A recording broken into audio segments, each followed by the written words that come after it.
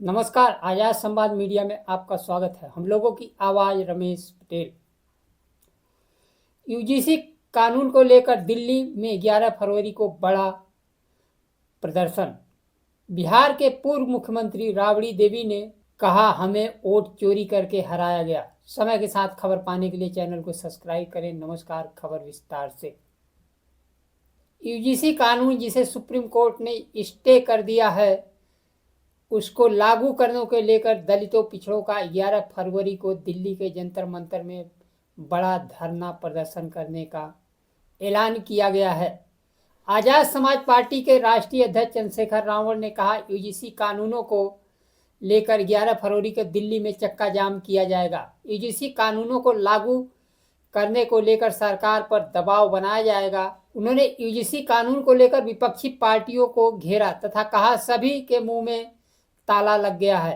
कन्नौज में एक रैली को संबोधित करते हुए कहा कि भारतीय संविधान की मूल भावना समानता, अधिकार और सामाजिक न्याय की बात करता है। संविधान ही देश के गरीबों, दलितों, पिछड़ों, वंचितों की असली ताकत है।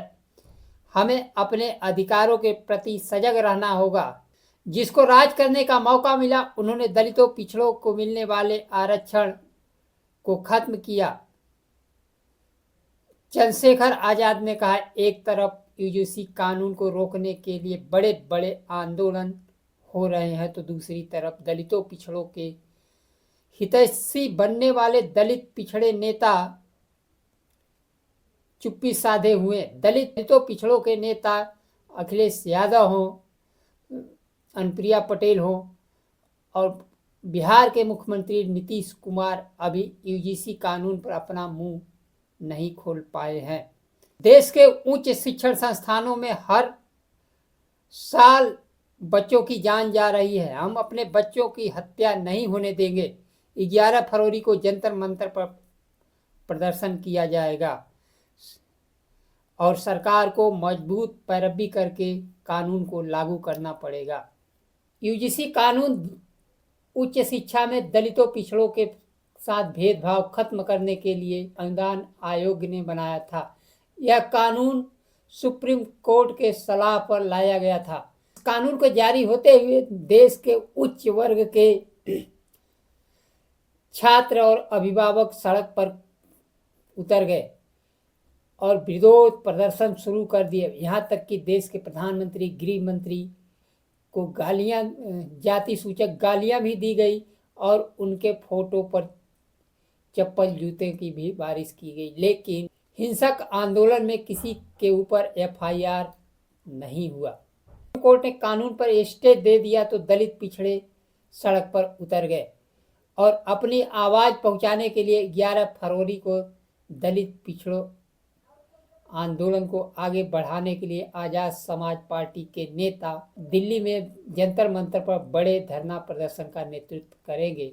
देश में जब पिछड़ों को आरक्षण पूर्व प्रधानमंत्री वीपी सिंह ने दिया, तो यहीं भारतीय जनता पार्टी पूर्व प्रधानमंत्री वीपी सिंह के सरकार से समर्थन वापस लेकर सरकार गिरा दी, जिससे पिछड़ों को यह हुआ कि उनका आरक्षण तो मिल गया, लेकिन आज तक उस पर नियुक्ति प्रक्रिया या 27% आरक्षण की भागीदारी नहीं बन पाई, जबकि उनकी जनसंख्या 50 से 60% के बीच बताई जाती है।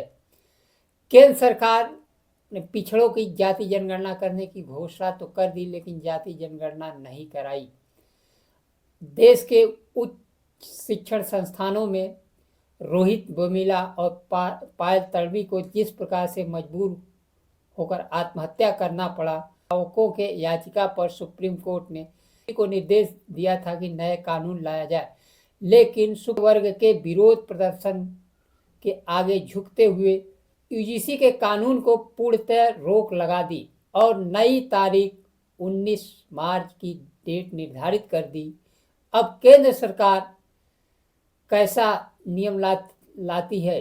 केंद्र सरकार ऐसी फंस चुकी है कि अगर दलितों, पिछड़ों के हक में कानून लाती है तो उच्च वर्ग नाराज होगा और उच्च वर्ग को अगर खुली छूट दी जाती है शोषण करने की, तो दलित पिछड़े नाराज होंगे।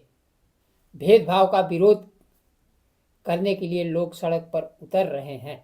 बिहार के पूर्व मुख्यमंत्री राबड़ी देवी ने कहा, बिहार में यह सरकार वोट चोरी करके बनी है और मुख्यमंत्री विपक्ष के नेता तेजस्वी यादव पर विधायकों को खरीदने का आरोप लगा रहे हैं, जबकि विधायकों को 5-5 करोड़ देकर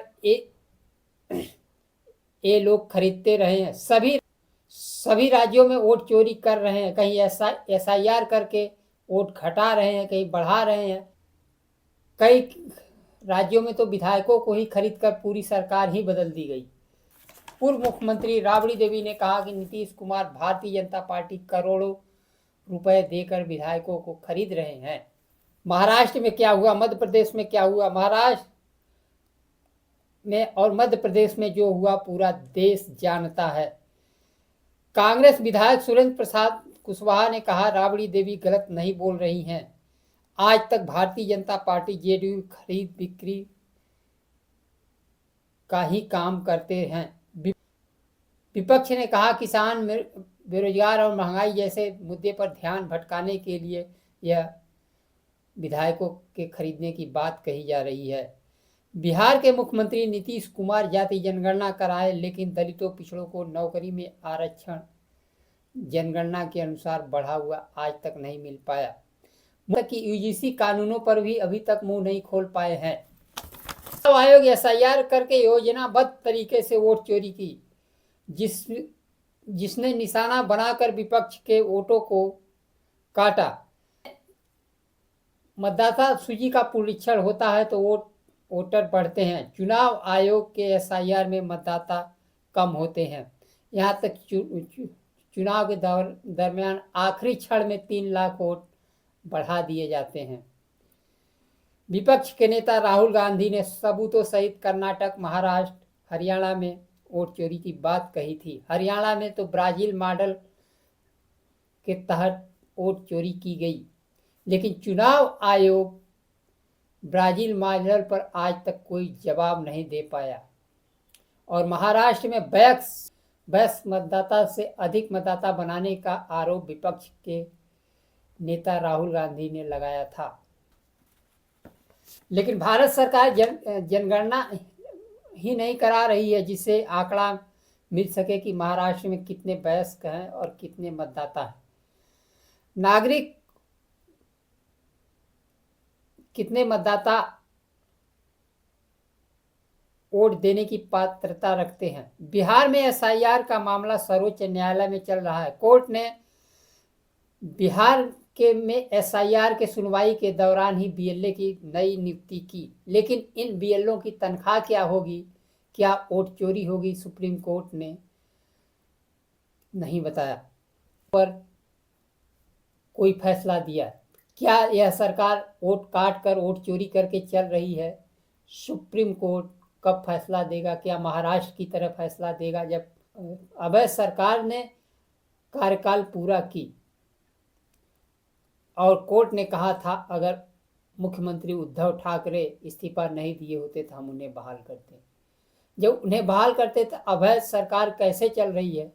इसे उसी समय नए चुनाव का आदेश दिया जाना चाहिए था। एक अवैध सरकार चलती रही तो क्या बिहार में वोट चोरी की सरकार चलते रह गई? और जैसा कि बिहार के पूर्व मुख्यमंत्री राबड़ी देवी ने आरोप लगाया कि यह सरकार वोट चोरी की चल रही है, ऐसे ही आरोप पश्चिम बंगाल के मुख्यमंत्री ममता बनर्जी ने तो स्वयं कोर्ट में खड़ा होकर काला कोट पहनकर खुद वकील बनकर अपने राज्य के मुख्यमंत्री ममता बनर्जी ने वकील बनकर सुप्रीम कोर्ट में अपनी जिरह और बात खुद रखी। ऐसे ही गड़बड़ियों का आरोप उत्तर प्रदेश में पूर्व मुख्यमंत्री अखिलेश यादव लगा रहे हैं। वोट चोरी का आलम यह है कि राज्य निर्वाचन आयोग 12 करोड़ 70 लाख मतदाता केवल ग्रामीण बताता है और केंद्रीय चुनाव आयोग 12 करोड़ 55 लाख शहरी ग्रामीण दोनों बताता है। अब यहाँ खेल कहाँ होगा? नए मतदाता जोड़े जाएंगे और नाम काटे जाएंगे। जहाँ नाम काटे जाएंगे वो पूरे देश से मतदाता जुड़ेंगे। जैसे राहुल गांधी ने आरोप लगाया था कि हरियाणा में उत्तर प्रदेश के मतदाता जुड़े थे, उसी तरह खाली जगह पर अन्य प्रदेशों को मतदाता जुड़ेंगे और उत्तर प्रदेश का चुनाव भी निष्पक्ष होगा कि चोरी से होगा, यह समय बताएगा। आज जनता को अपने संवैधानिक अधिकार के संविधान से मिला है, उसकी रक्षा के लिए पूरी जागरूकता से खड़ा होना होगा। नहीं तो वोट चोरी की सरकार बनेगी न, और यह जनता के मुद्दों पर बात नहीं करेगी। महंगाई, बेरोजगारी, शिक्षा, नौकरी, कमाई, दवाई पर यह सरकार बात नहीं करेगी। और जिसे जनता के वोट की जरूरत ही नहीं तो वह जनता पर क्यों ध्यान दे।